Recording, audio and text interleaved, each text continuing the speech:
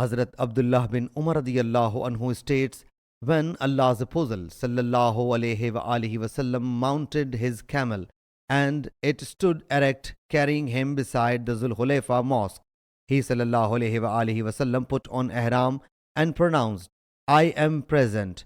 O Allah Jalla Jalaluhu, I am present. I am present. There is no partner with you. I am present. All praises, bounties and sovereignty are for you. You have no partner.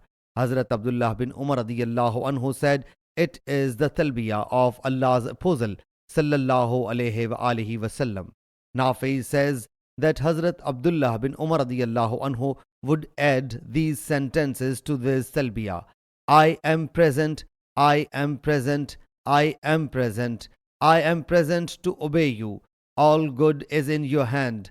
I am present and inclination as well as action are directed to you.